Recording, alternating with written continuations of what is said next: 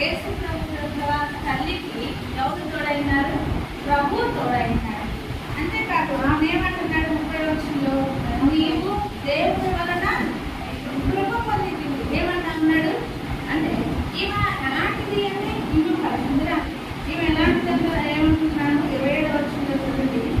ఆమె కన్యక, మళ్ళా ఆమె దయాప్రాప్తురాలే కాదు, దేవుని దయ పొందిందే కాదు. అప్పటి వరకు ఏ పురుషుని ఎరగని స్త్రీ. అలా మత్తయి సువార్త 1వ అధ్యాయంలో మత్తయి సువార్త 1వ అధ్యాయంలో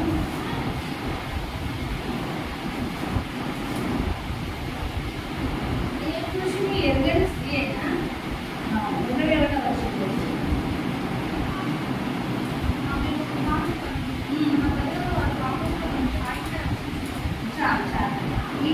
రక్షించుటకు సాధారణంగా ఏర్పాటు చేయబడిన ఈ తల్లి ఈ మరి ఎలాంటిది? ఈ మరి అంటే ఎలాంటిది? రక్షకుడును ఈ లోకంలో జన్మింప చేశాను. అనేక మంది పాపుల యొక్క రక్షణ వారిని ఒక కుమారుని దయచేయడానికి దేవుడు ఎవరిని వాడుతున్నాడు? మరియమ్మని వాడుతున్నాడు.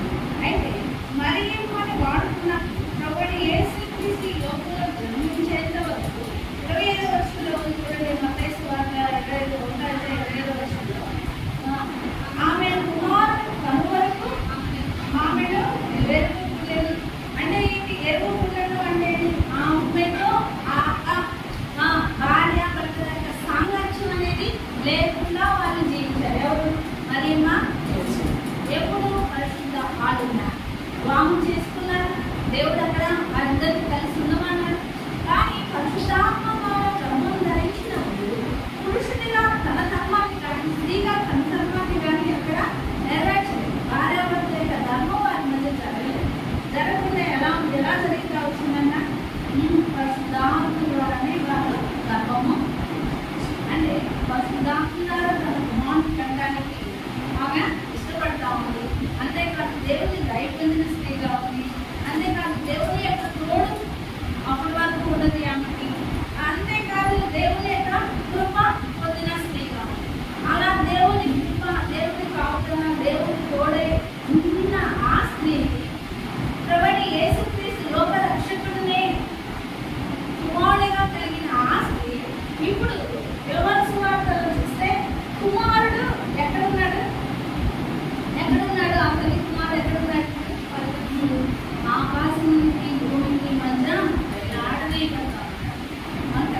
కుమారుడికి చిన్న బాధస్తేనే తట్టుకోలేని స్థిరమైన మనసు. కుమారుడికి అంటే ముందైన బాధ కలిగితేనే విలువలాడిపోతున్న తల్లులమైన మనము ఇప్పుడు తల్లిగా తను పడుతున్న వేదన ఎంతగా ఉంటుంది. అవును కదా? ఎలా ఉంటుంది? ఆకాశముకి భూమికి మధ్య ఆ శివుడు ఎలా అంటా ఉన్నాడు. ఎలా ఉంది అతని పరిస్థితి? అందరినీ హింసిస్తూ ఉన్నారు, నిందిస్తూ ఉన్నారు. అందరూ అనరాని మాటలు అంటున్నారు. అంటే ఈమె పక్షాన దేవుడు చేసిన వాగ్దానం గొప్పది. అవును కదా? దేవుడు పరిశుద్ధాత్మకు గర్భం ధరిస్తావని అది నాకు వాగ్దానం చేశాడు. అంతేకాదు నువ్వు పొందిన స్త్రీవి అంటున్నాడు. నువ్వు ఎలాంటి దాన్ని పడుతున్నాడు? దయ పొందిన స్త్రీ అంటున్నాడు. అంతగా ఆశీర్వదించి పరిశుద్ధాత్మ ద్వారా గర్భం ధరించి బిడ్డను కన్న ఆ స్త్రీ ఇప్పుడు బిడ్డ స్థితి ఎలా ఉంది? అప్పుడు ఆమె నేను గుర్తిస్తామని దేవుడు ఇచ్చిన వాగ్దానాలు గుర్తిస్తాను. నా దేవుడు నా బిడ్డని ఇచ్చి నా దేవుడు నా పక్షాన చేసిన వాగ్దానం నెరవేరుస్తారనే ధైర్యం ఆమెలో. అది ఆ శిలువ దగ్గరికి ఏం చేస్తా ఉంది? ఆ శిలువలో తను పడుతున్న వేదన చూస్తా తను కన్నీరు కాడుస్తా ఉంది. ఇక తను ఈ లోకాన్ని పంపించి దేవుడి దగ్గరికి వెళ్ళిపోతే నాకు ఎవరు అని ఒక వేదన చెందుతుందేమో. తను ఇక లేకపోతే నేను బ్రతకలేదేమని ఆ తల్లి వెళ్ళాలనుకున్నాను. ఆ తల్లి బాధ చూసి ఏం చేస్తా ఉన్నాడు? యేసుక్రీస్తు ఏమంటా ఉన్నాడు? అమ్మా ఇదిగో నీ కుమారుడు, ఇదిగో నీ తల్లి. ఎవరే చెప్తా ఉన్నాడు? లోకానికి తన యొక్క శిక్షణ చూసి చెప్తా ఉన్నాడు. అంటే తండ్రిగా అంటే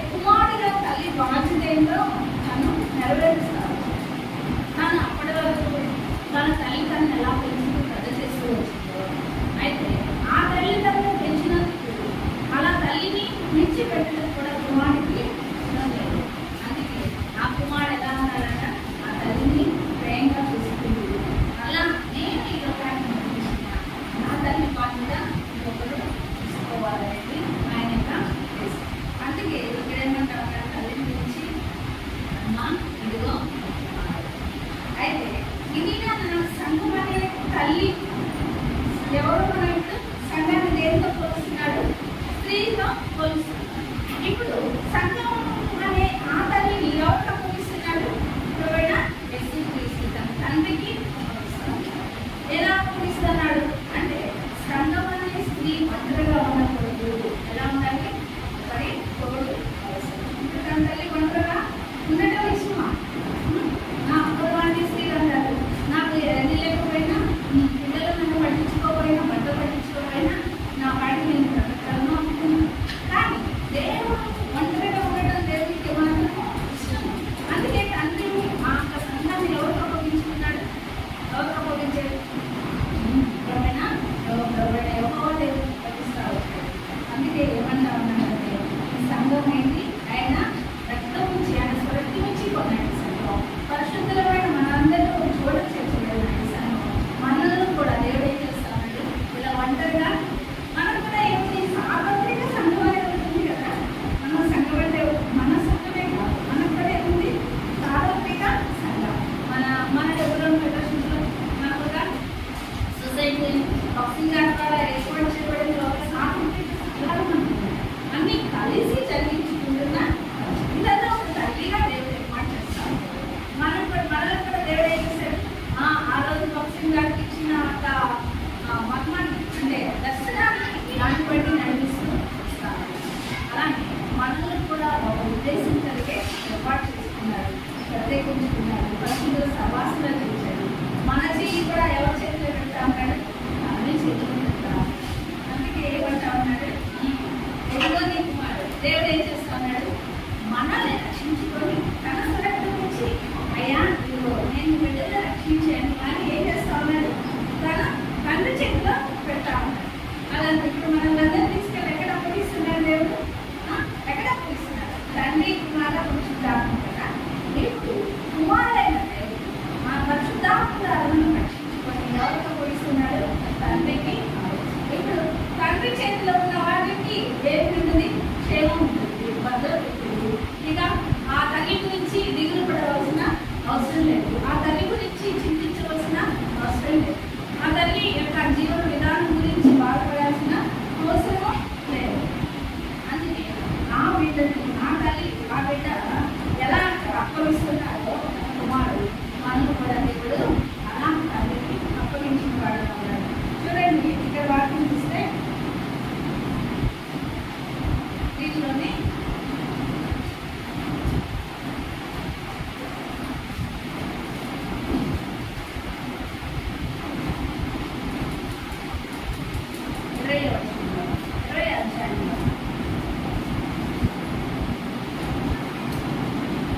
ఆయన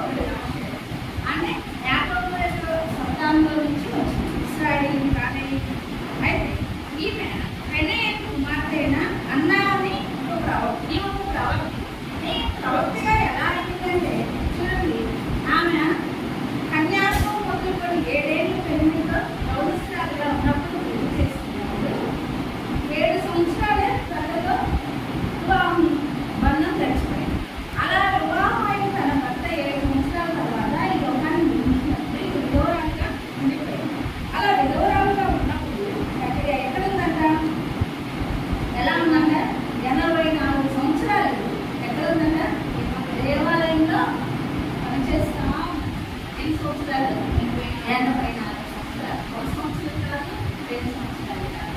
ఆ దేవాలయంలో 84 సంవత్సరాలు ఆ మందిరాన్నే కనిపెట్టుకోనున్నాం. ఏంటి ఏం చేస్తా ఉంటుంది మందిరంలో?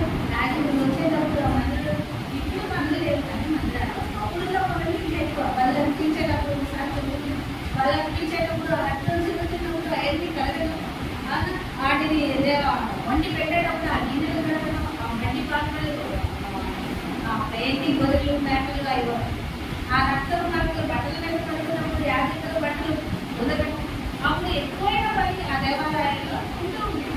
అలాంటి పని చేస్తూ ఆ అక్క ఎలా ఉండేదన్నా దేవుడికి మనం ఎన్ని సంవత్సరాలు పనిచేస్తూ ఉంది? 84 సంవత్సరాలు పనిచేస్తా ఇంకా ఎలా ఉందన్నా రేయి పగళ్ళు ప్రార్థన చేస్తా ఉంటారు. ఈ పని చేస్తూ మందిరాల్లో మళ్ళీ ఏం చేస్తూ ఉండేదంట? ఎలా ఒప్పుకోడేనా దానికి 3 సార్లు దానియాలైతే దానికి 3 సార్లు అన్నారు కానీ దానియాలైతే దావీదైతే రోజుకి 3 సార్లు 7 సార్లు దానియాలు రోజుకి 3 సార్లు అలా ప్రార్థన చేస్తూ ఉన్నారు. కానీ ఏమైతే రేయి పగళ్ళు ప్రార్థన రేయి పగళ్ళు ప్రార్థన చేసిన స్త్రీ ఎవరంటే అన్న ప్రవక్తే. ఈ అన్న అనే ఆమె ప్రార్థించింది. ఎప్పుడు? కుమారుడు కోసం ప్రార్థించింది. ఒకరోజు దేవాలయం మేమైతే దేవాలయంలో 84 సంవత్సరాలు అన్న ఎలా ప్రార్థన చేసింది? అన్న అనేమా ఒక రోజు వచ్చి దేవాలయానికి వచ్చి ప్రార్థన చేసింది. మనోదయంతో ప్రార్థన చేసింది. దేనికోసం? ఆ కుమారుడు కలిగింది కొద్దింది ఆమె ప్రార్థన చేసింది కదా. కానీ ఈమైతే 84 సంవత్సరాలు ఆమె అక్కడేమీ లేదు. తనకిక భర్త చనిపోయాడు, ఇంకెవరు లేదు. ఏ అక్కడ కోసం తను ప్రార్థన చేయలేదు. ఆస్తి కోసమో లేకపోతే ఆరోగ్యం కోసమో లేకపోతే భర్త కోసమో బిడ్డలు ఇంకెవరు లేదు. తన దేవుడి కోసమే తన జీవితాన్ని సమకూర్చులేదు. అలా ప్రార్థన చేస్తారనమాట. అలా ఉపవాస ప్రార్థనలతో ఉండేదట. ఎలాంటి ప్రార్థన అంట? 37 వచ్చింది మళ్ళా చూడండి.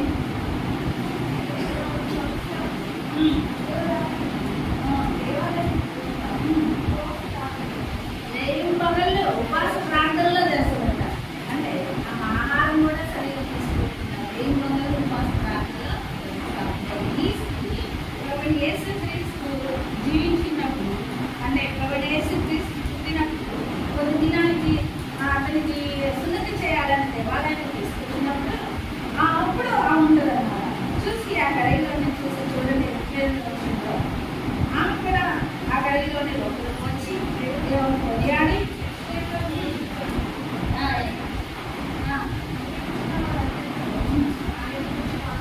చాలా చాలా ఆమె కూడా ఏం చేస్తా ఉంది? దేవుణ్ణి చిన్న స్త్రీగా ఉంది. ఎప్పుడు అంటే దేవుడు ప్రత్యక్షంగా చూసిన స్త్రీ, దేవుడు కొరకు కనిపెట్టిన స్త్రీ, దేవుడు పుట్టకముందే దేవుడు యొక్క దేవాలయంలో పనిచేసిన స్త్రీ, దేవుడు ఈ లోకంలో పాపుల కోసం మరణించకముందే 84 సంవత్సరాలు దేవాలయంలో పనిచేసిన స్త్రీ. అవును కదా. అప్పుడు చనిపోయాడు అప్పుడు అప్పటికి పుట్టి మనకి రాలేదు. అప్పుడే కదా వాళ్ళు తీసుకొచ్చారు సులువు చేయాలి. చూడండి దాంట్లో 22 అధ్యాయానికి 22 వచ్చిందా 8వ దినం వచ్చిన ఎన్ని రోజులు తీసుకొచ్చారంట దేవాలయానికి? 8వ రోజు ఆ మోషే ధర్మశాస్త్రం తెలియపరిచినట్టు ఆ పువ్వులని పొటేలని ఆయన తీసుకొస్తారు కదా. అప్పుడు పౌడర్ పిల్లల్ని వాళ్ళు తీసుకొని దేవాలయానికి వచ్చారు. ఆ టైంలోనే ఏం చేస్తా ఉన్నారో చూడండి. అప్పుడు ఇతనైతే ఎత్తుకొని అతను సుమీరును దీవిస్తున్నాడు. కానీ ఆ టైంలోనే సుమీరును దీవించే టైంలోనే అన్న కూడా వెళ్ళి దేవుని దీవించిగా అంటే యేసుక్రీస్తు ఈ లోకానికి వచ్చినప్పుడు 8 దినాలు. కానీ ఆమె ప్రభువైన యేసుక్రీస్తు ఈ లోకంలో జన్మించక గురించే దేవాలయంలో పనిచేస్తాము. ఎన్ని సంవత్సరాలు? 84 సంవత్సరాలు. మళ్ళా యేసుక్రీస్తు ఆమె కోసం ప్రాణం పెట్టకముందే దేవాలయంలో పనిచేస్తాం. అవును కదా. ఇప్పుడైతే మనం ఆయన కోసం ప్రాణం పెట్టాడు, మన కోసం ఆయన రక్తం కాచాడు, సిలువలో ఆయన ఎంతో వేదన చెందాడు, ఎన్నో గొప్ప కార్యాలు చేశాడు, అంత గొప్ప రక్షణ మనకి ఇచ్చాడు. అయితే మన ముందైతే ఏం కనపడతా ఉంది? ఆయన సిలువ కార్యం కనపడతా ఉంది. ఆయన మనము ప్రేమ కలిగి ఉపవాసం ప్రార్థన చేయలేము. అన్న వల్ల 84 సంవత్సరాలు కాదు కదా, 1 సంవత్సరం కాదు కదా, ఒక వారం కూడా దేవుని సన్నిధిలో నిలబడి పని చేయలేవారు. అందుకే దేవుడు ఇది ఇప్పుడు వారు మాట్లాడుతూ ఉన్నారు. అన్న ప్రవృత్తి ఏంటి? విశ్వాసం నిరీక్షణ లేని టైంలో, లేని టైంలో, నిరీక్షణ లేని టైంలో అబ్రహాము ఏ విధంగా విశ్వాసం ఇచ్చాడు, ఈ అన్న అనే ఈ స్త్రీ కూడా అంతే విశ్వాసం ఇచ్చింది. దేవుడి కొరకు నమ్మకంగా ఉండాలి, దేవుడిని చూసింది, దేవుడిని చూపించింది. అయితే మనం కూడా చూస్తాం, ఎప్పుడు చూస్తాం ఇందా నిరీక్షణ మన దగ్గర ఎప్పుడు చూస్తాం? మనం ఈ లోకాన్ని చూస్తే దేవుడిని సన్నిధిలో ఉంటామనే నిరీక్షణ. అమ్మాయి నోడు వెళ్తా ఉంది, అలా స్లోగా ఉంటాయి కదా, స్టార్ట్ ఉంటుంది. దేవుడు అంటే ఏంటో తెలుసు. ఎస్టీ వాళ్ళు ప్రార్థనకి వెళ్తారు, వాళ్ళ నాన్న ఆరోగ్యం బాగైతే ప్రార్థనకి వస్తారు. ప్రార్థనకి వెళ్తా ఉండే వాళ్ళు ఏవో వాళ్ళు చనిపోయేసరికి పూర్తిగా ప్రార్థనకి దూరం అంటే వాళ్ళ ఉద్దేశం ఏంటి? బాగైతేనే ప్రార్థన, బాగు కాకపోతే ప్రార్థన లేదు. అంటే దేవుడు అంటే ఈ లోక సంబంధంగా బాగు చేసేవాళ్ళు కాదు, కానీ పరమాత్మ ఆయన మన కొరకు సిద్ధపరుస్తున్నది. ఆయన గొప్ప పరలోక పట్టణం బంగారంతో అన్నాడు సిద్ధపరుస్తున్న ఆ పట్టణంలో ఉంటామనే ఆ నిరీక్షణ అనేది, ఆ ప్రయత్నం అనేది తెలియకున్నందుకు వాళ్ళు ఏం చేస్తా ఉన్నారు? ఇక దేవుడిని విడిచిపెడతా ఉన్నారు. అందుకని మనం ఎలా ఉండాలి? ఎలాంటి పరిస్థితులు వచ్చినా దేవుడు ఏం చేయాలి? నిలిచి ఉండాలి. ఈ స్త్రీ దేవుడిని చూసి మనం కూడా విన్నాను, దేవుడిని చూస్తాం. దేవుడి వరకు నమ్మకంగా ఉంది. ఆమె కన్యగా ఉంది, 7 సంవత్సరాలు తన భర్తతో ఉంది. వివాహమై భర్తతో కాపురం చేసిన సంవత్సరాలు ఎక్కువగా ఉన్నాయా? మందిరంలో పనిచేసిన సంవత్సరాలు ఎక్కువగా ఉన్నాయా? అవును కదా.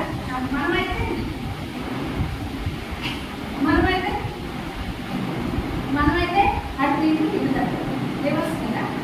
అందుకని ఇక్కడి నుంచైనా మనం ఆ స్త్రీలా ఉన్నందుకైనా ఇప్పటి నుంచైనా దేవుని కొరకు కొంత సమయాన్ని వెచ్చించి దేవుని పట్ల ఏకీవించాలని దేవుడు కోరుకుంటారు. ఇంకొక వాక్యం చూసి చూద్దాం. ఇంకొక వాక్యం చూసి ఇరిమియా పుస్తకం 29వ అధ్యాయం చదువుకోవచ్చు. ఇరిమియా పుస్తకం 29వ అధ్యాయం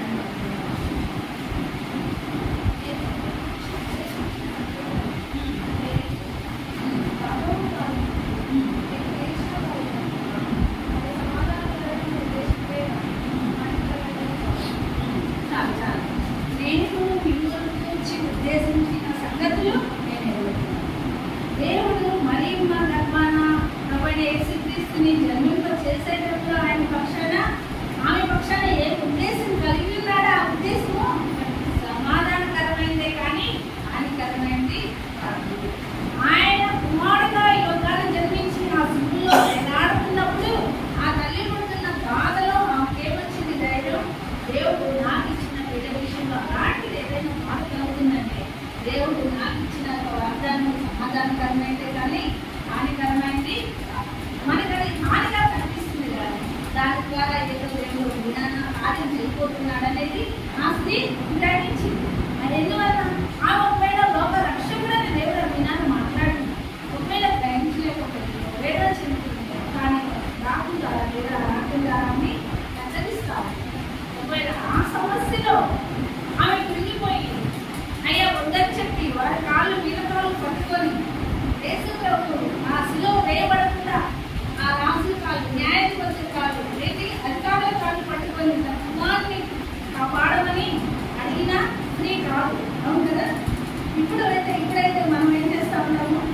అందరి కాళ్ళు పట్టుకోవడానికైనా సిద్ధంగా ఉండి మన బిడ్డల్ని మనం కాపాడుకోవడానికి ప్రయాసపడతాం. కానీ ఈ స్త్రీ ఏం చేస్తూ ఉంది? తన బిడ్డ విషయమై ఎవరి మీద ఆధారపడింది? దేవుని మీద ఆధారపడాలి. మనం కూడా మన బిడ్డ విషయమై ఎవరి మీద ఆధారపడాలి? ఎందుకని? దేవుడు మనకిచ్చిన బిడ్డలను, మనకిచ్చిన కుటుంబాన్ని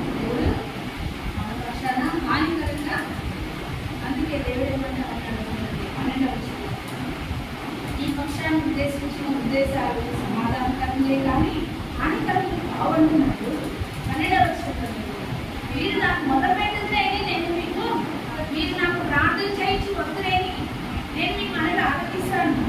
మీరు నన్ను వెనక్కి ఎడగా పూర్ణ మనసులో నన్ను గురించి చాలా చేయగలదో నన్ను ఆయన చూడాలి, ఆయన కనుగొనాలంటే. అవును కదా, ఈ అన్నాక చూస్తుంది కదా, ఆయన కనుగొనాలంటే, ఆయన చూడాలంటే ఏం చేయాలన్నా ఆయన్ని పూర్ణ మనసులో దొరకాలట. అలా ఆయన్ని మొదలుపెడతా ఉన్నారు, ప్రార్థన చేస్తా ఉన్నారు. మళ్ళీ ఆయన్ని పూర్ణ మనసుతో చాలా చేయాలి, ఎక్కడనే కాదు విచారించాలి, వాక్యాన్ని ధ్యానిస్తూ ఉండాలి. అప్పుడు ఆయన్ని కనుగొనాలి. ఆయన కనుగొనాలంటే ఎక్కువగా మనం మర్చిపోతూ ఉంటే ఆయన కనుగొనదు. ఆయనలో ఉన్న ఆ తేజస్సు, ఆయనలో ఉన్న గొప్ప కార్యాన్ని, ఆయన మన పక్షాన్ని చేసే అద్భుతాలను చూడాలంటే మనం పూర్ణ మనసుతో ఆయన మీద విచారణ జరిపించాలి. అందుకే దేవుడు మాట్లాడతా ఉన్నాడు. చూడండి, నేను పుస్తకం 19 వచ్చిన పాఠం తీసుకొని నేను పుస్తకం అధ్యాయం